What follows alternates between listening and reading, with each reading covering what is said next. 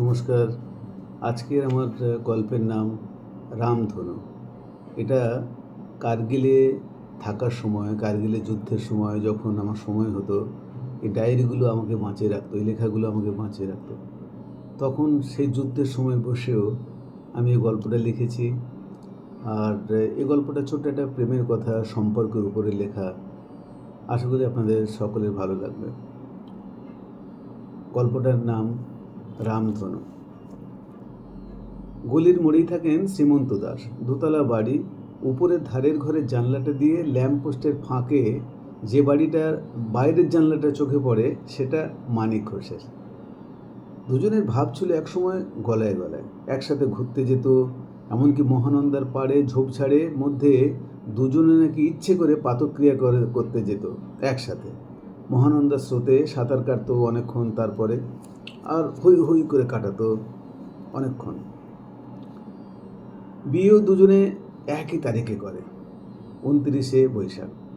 কথা নাকি ছিল ঠিক এরকম: শ্রীমন্তের ছেলে হলে মানিকের মেয়ের সাথে, অথবা মানিকের ছেলে হলে শ্রীমন্তের মেয়ের সাথে বিয়ে পাক্কা।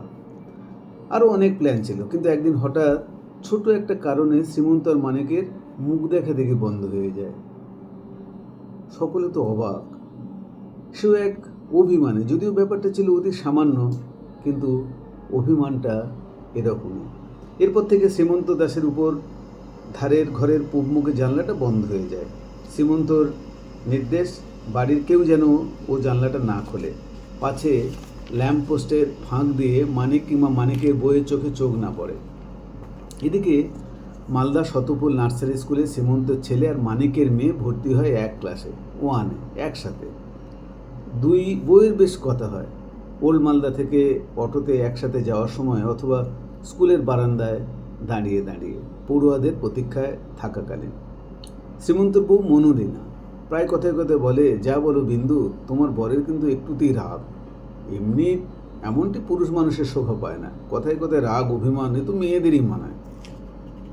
কিন্তু বিন্দু বুদ্ধিমতী, যদি পড়াশোনায় মনোলিনার মতো নয়। মনোলিনা গ্রাজুয়েট, সেখানে বিন্দু উচ্চ মাধ্যমিকের গণ্ডিটা পেরিয়েছে কোনো প্রকারে। তবু উপস্থিত বুদ্ধি বিন্দুর অতুলনীয়। শ্রীমন্ত দাসের বউ মনোলিনা কেন, যে কেউ উল্টো করে বাঁকা কথা বললে ও ঘুরিয়ে বলতে থাকে, বিন্দু তার সোজা করে জবাব দেয়। যেমন সেদিন মনোলিনা যখন বলে, বিন্দু তুই তো দেখছি আজকাল কেমন উল্টো পথে চলছিস, বরের মতো হচ্ছিস দিনে দিনে। বিন্দু তখন ঘুরিয়ে জবাব দেয়, কেন দিদি, তুমি কেউ তোমার বরের মতো হচ্ছ না? কেমন করে? এই দেখো না, তোমার বর যেদিন থেকে আমাদের বাড়িতে আসা বন্ধ করলো, তুমিও এলে না। কেন বন্ধ করবো রে? চল আজ তোর সাথে যাই। আমার এত বরপিরিতি নেই বলে দিলাম, আমি যেটা ভালো বুঝি সেটাই করি। বিন্দু সবে বলতে যাচ্ছিল, বরের দেখে যদি ভয় না করে তাহলে আমাদের বাড়ির দিকে জানলাটাও সারাদিন কেন বন্ধ রেখেছ? কিন্তু বাঁকা কথার কোনো কাজ হয় না, সেটা বিন্দু ভালো করে বোঝে। তাই সহজে ব্যাপারটা মুখে আনে না। ও সোজা করে বলে, মনুদি, আজকাল তো আমাদের পূবের জানলাটা খোলো না দেখি। কেন গো? বিন্দু আবার বলতে যাচ্ছিল, সকালের মিঠে রোদ্দুর বুঝে আজকাল আর পছন্দ হয় না। কথাটা বলতে গিয়েও বলল না বিন্দু, যেহেতু ছোটোবেলা থেকে একটা জিনিসও প্র্যাকটিস করে চলেছে, কথা বলার আগে দুবার ভেবে বলো, think twice before you speak. Belur মঠে একবার ঘুরতে গিয়েছিল বিন্দু ওর বাবা মার সাথে। ওদের কোন আত্মীয়র থাকে বিবেকানন্দ পল্লীতে। একদিন বেলুর মঠে ঘুরতে ঘুরতে কোনো এক স্বামীজির বাণীটি চোখে পড়ে, অনেক কথার অনেক দোষ, বুঝে সুঝে কথা কোষ। সেই শব্দকটা আজও ভোলেনি বিন্দু। তাই সকলের কাছে সে একটা আদর্শ মহিলা। মনোলিনা মনে মনে বিন্দুকে মানে ভালো রকম। কথার কি সুন্দর বাঁধন, রাগ করার জো আছে আদৌ ওর প্রতি? শ্রীমন্ত আর মনোলিনার ছেলে অর্জুন, আর মানিক আর বিন্দুর মেয়ের নাম রাখে চিত্রাঙ্গদা। এও পূর্ব পরিকল্পনা মতো। কিন্তু হঠাৎ একদিন কি যে হয়ে গেল দুজনের। তারপর বছর ঘুরতে গেল, দু বাড়ির সব ঘনিষ্ঠতা কেমন যেন ভাটা পড়ে গেছে। জোয়ার আসার নাম নেয় না কিছুতেই। যদিও সেদিন চিত্রা এসে ওর মা বিন্দুর কানে কানে বলেছে, মা জানো অর্জুন আজ বাথরুমের ধারে কি করেছে, আমার মুখে একটা হামি দিয়ে দিল জানো, তুমি ঠিক যেমন করে দাও। বিন্দু চুপ করে কথাগুলো শুনছিল। চিত্রা একটানা বলে যাচ্ছিল, জানো মা, অর্জুন আর সবসময় আমার কাছে কাছে থাকে, কেউ না থাকলে একটু জড়িয়ে ধরে, হাত দুটো ধরে আবার নাচতে থাকে টিভির পর্দার মতো জানো। এবার বিন্দু মুখ ঘুরিয়ে জিজ্ঞেস করে, তা তুই কিছু বলিস না চিত্রা? কি বলবো, আমার কেমন যেন লাগে মা। ক্লাস 4-এ উঠেই অর্জুন পূবের দিকে জানলাটা খুলে দেয় শটান। মহানন্দার ধারে শিশু উদ্যানে রোজ বিকেলে অর্জুন বসে থাকে একা। চিত্রা যায় বিকেলে, কখনো মার সাথে, কখনো বা মিনি পিসির সাথে। মিনি পিসি ওদের বাড়িতে কাজ করে দেয় সময়ের ফাঁকে।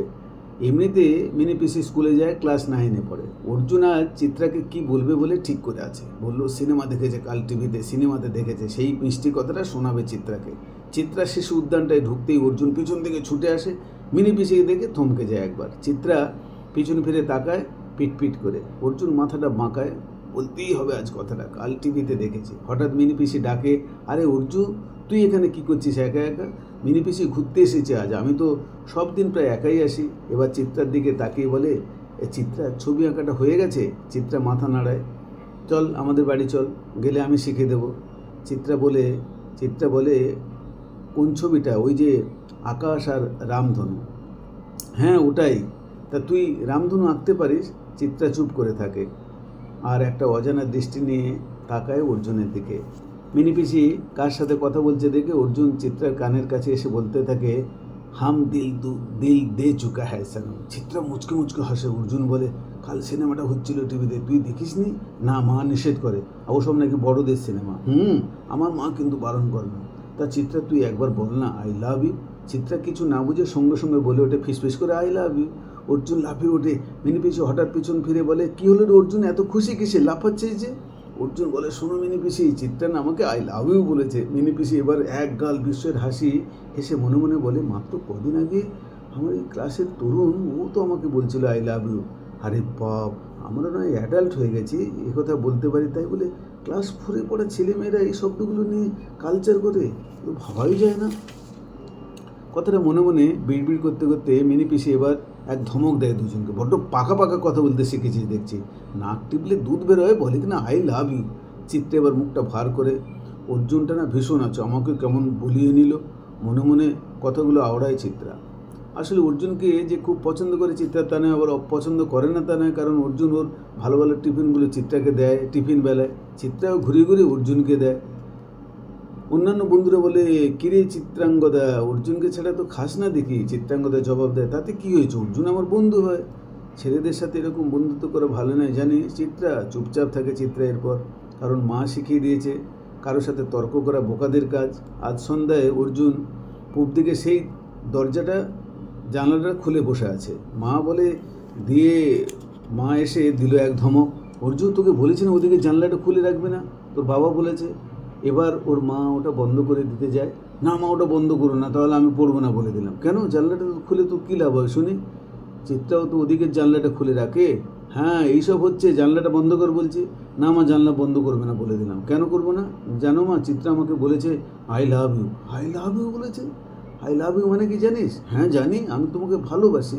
বাহ, বেশ তো, কোত্থেকে শিখলি রে এসব? দাঁড়া, তোর বাবাকে বলছি। জানো মা, চিত্রা আমাকে বিয়ে করবে বলেছে। হ্যাঁ, এত দূর কথা হয়ে গেছে, তা তুই কি বলেছিস? আমি কি বলবো, চিত্রা তো আমার দিকে সবসময় তাকায়। এবার মা একটু গম্ভীর গলায় বলে, অর্জুন এবার যদি এরকম বলিস, তোকে আমি না কী করবো জানিস, মগ দিয়ে মাথাটা ফাটিয়ে দেবো। পরদিন স্কুলে চিত্রাও মুখ ভার করেছিল। অর্জুন নিয়ম মতো টিফিন পিরিয়ডে চিত্রার পাশে গিয়ে বসে। চিত্রা তবু চুপচাপ। অর্জুন বলে, আরে চিতু, তুই কথা বলছিস না যে? না, আর কথা বলবো না। মা বলেছে এরকম ভালোবাসা খেলা ভালো না ছোটোবেলায়। শুধু এইটুকু বলেছে? আমার মা কি বলেছে জানিস, এবার যদি এরকম কথা বলি তাহলে মগ দিয়ে আমার মাথা ফাটিয়ে দেবে। চিত্রাঙ্গদাও চুপচাপ থাকে, কোনো কথা নেই তার মুখে। এবার অর্জুন পুরোপুরি টিভি স্টাইলে বলে, চিতু তুই এরকম চুপ করে থাকলে আজই বিকেলে আমি মহানন্দার জলে গিয়ে ঝাঁপ দেবো বলে দিলাম। ঝাঁপ দিবি?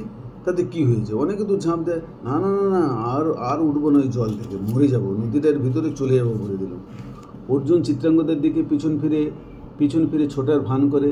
চিত্রা ওকে ডাকে যে অর্জুন, ভিতরটা কেমন করে ওঠে তার। অর্জুন ছুটে এসে বলে, আমি জানি তুই আমাকে ভালোবাসিস। এবার চিত্রা ছল মুখে বলে, অর্জুন তোর বাবাকে বল না আমার বাবার সাথে আবার বন্ধুত্বটা গড়ে তোলে আগের মতো। তুই দেখে নিস আমি কি করি। আসলে তোর বাবা সেবার আমার জন্মদিনে আসতে পারতো, তোর বাবা এলো না। তার আগে বল, তোর বাবা কেন আমার বাবার পিকনিকে যোগ দেয়নি? এসব তুই জানলি কি করে? কেন এসব বুঝি সব কাউকে বলতে হয়? আমাকে যে তুই হামি দিস যখন তখন, এ কি তোর কেউ বলে দিয়েছে বুঝি? যা, এসব তো আমি টিভি দেখে শিখেছি। তুই শিখিসনি বুঝি? না, আমি তোর মতো এসব টিভি দেখি না, মা নিষেধ করে। তাহলে এসব শিখলি কী করে? কী সব ওই যে তুই কেমন কেমন করে তাকাস, অর্জুন তুই না ভীষণ দুষ্ট আছিস। দিন কয়েকের মধ্যে শুধু অর্জুন, চিত্রাঙ্গদার বাবা মা কেন, স্কুলের টিচার, ছোট ছেলে মেয়েদের পাড়া পড়ছে সবাই জেনে গেছে ব্যাপারটা। বড়দের মধ্যে হলে ব্যাপারটা সবাই ফিস ফিস করে চোখ ফিরিয়ে প্রেম কাহিনীর গল্প করতে থাকে রসে রসে। যেহেতু এই ব্যাপারটা দুটো নিতান্তই বাচ্চা ছেলে মেয়েদের ব্যাপার, সকলে তাই প্রাণ খুলে মজার ছলে বলাবলি করছে। শুনছো শ্রীমন্ত দাসের ব্যাটা অর্জুর কাণ্ড দেখো, বলে কি না চিত্রাকে আমি বিয়ে করবো, মা বলেছে মগ দিয়ে বিয়ে করলে মগ দিয়ে ওর মাথা ফাটিয়ে দেবে। মা তো জানে না ভালোবাসলে মানুষ মার খাওয়াটা কি, মরতেও পারে। আর এক প্রবীণা বলে হলো আজকালকার ধরন বুঝলে, যুগের হাওয়া আর টিভি মিডিয়ার খেল বুঝলে। ক্লাবের ছেলেরা বলে করে এবার শ্রীমন্ত দাস আর মানিক ঘোষ আবার জুটি বাঁধবে। বউ দুটো তো বেশ ভাব দেখি। শ্রীমন্ত দাস আর মানিক ঘোষ শুনেছি দুজনে একসঙ্গে ছাড়া থাকতো না, জ্বর হলে একসঙ্গে নাকি দুজনের আসতো। সেই দুজনের এরকম মুখ দেখে দেখি বন্ধ হয়ে যায়, ভাবা যায় না। আজ স্কুলে গিয়ে আবার মনোলিনা বিন্দু মুখোমুখি হয়েছে। কি দিদি কেমন চলছে সব? কেমন আর চলবে, তোর মেয়েটাকে সামলা। এইটুকু মেয়ে বলে কিনা অর্জুকে আই লাভ ইউ। দিদি কী যে বলো, বাচ্চাদের এসব কথা নিয়ে কেউ মাথা ঘামায়? তাছাড়া আমি তো জানি অর্জু চিত্রার পিছু ছাড়ে না একদম। বাজে কথা বলিস না বিন্দু, আমার অর্জু। রেগে যাচ্ছ কেন দিদি? আমি তো মজা করছি। আসলে কি বলো তো, মিষ্টির সম্পর্কটা না ঠিক রামধনুর মতো সুন্দর, অ্যাজ বিউটিফুল অ্যাজ রেনবো। সেদিন বিকেলে আকাশে নাকি সত্যিই রামধনু উঠেছিল। শ্রীমন্ত দাস কাজ সেরে আজ তাড়াতাড়ি বাড়ি ফিরেছিল। অর্জু আজ নাছোড়বান্দা, বাবা চলো না, উপরে কি সুন্দর রামধনু উঠেছে দেখবে চলো।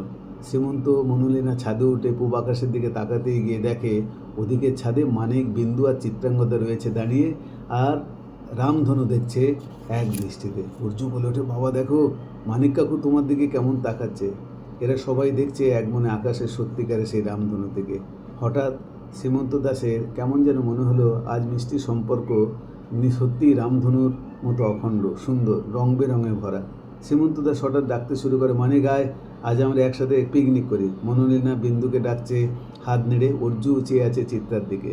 শ্রীমন্ত দাস নিচে নেমে উপরের ঘরে সেই পূবমুখী জানলাটা খুলে দিল নিজের হাতে শটান। জানলার খোলা রডগুলোর ফাঁক দিয়ে দেখলো সবাই মানিক, বিন্দু আর চিত্রা হাসি মুখে আসছে ওদের বাড়িটার দিকে, যেমনটি আসতো আগে যখন তখন। মনোলিনা সানাইয়ের সুর বাজালো বিসমিল্লা খান, যেন অর্জুন আর চিত্রাঙ্গদার বিয়েটা আজই সত্যি সত্যি। নমস্কার, সকলে ভালো থাকুন, এই চাই সবসময়।